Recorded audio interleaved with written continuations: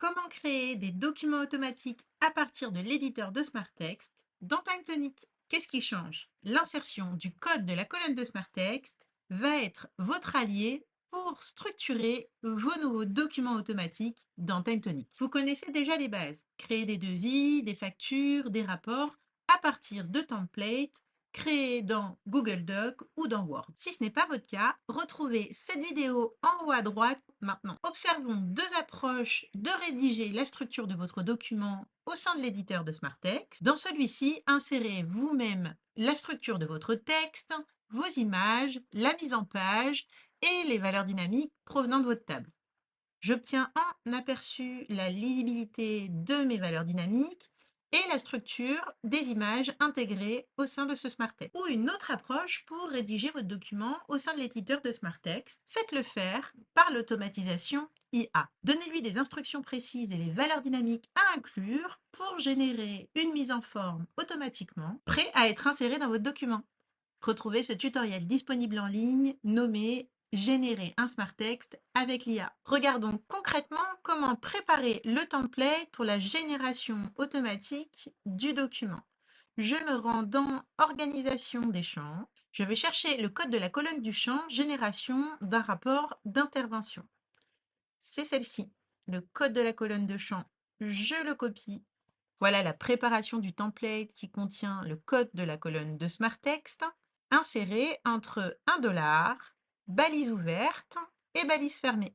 Dans cet espace de gestion d'intervention, j'ai une table destinée à la bibliothèque des templates. Le document que nous allons tester se trouve juste ici. Retournons dans notre table d'intervention pour intégrer la colonne de documents automatiques. En prérequis dans ma table, j'ai apporté la colonne de lien de la bibliothèque de templates et inséré une colonne de table liée sur la colonne de pièces jointes. Nous allons ensuite insérer la colonne de génération documents automatiques. Parcourons les options de paramétrage. Dans le cas où je n'ai pas de bibliothèque de template disponible dans mon espace de travail, j'insère directement la pièce jointe dans le paramétrage. Dans mon cas, je vais sélectionner une colonne disponible dans ma table qui est la pièce jointe du template.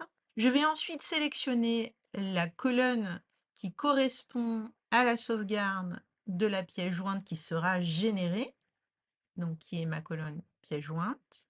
Je décide de sélectionner une colonne qui appliquera un titre à mon document. Donc je choisis la colonne de titre. Je coche la case export en PDF si je souhaite générer mon document sous ce format. Si je ne coche pas cette case, le document sortira en .doc. Pour l'exemple, je vais choisir de générer un document PDF. Je souhaite paramétrer l'URL en bouton actionnable. Je vais me rendre dans la fiche, dans Documents, générons le document automatique en PDF. Mon document automatique vient d'être généré. Je retrouve l'ensemble de la structure créée dans mon éditeur de SmartText par l'automatisation IA avec les éléments dynamiques provenant de la ligne de cette table. En conclusion, associer la génération automatique de documents et la colonne de SmartText vous permet de structurer un document depuis un seul et même endroit et de faciliter la génération de templates pour enrichir davantage vos documents de façon professionnelle dans TimeTonic.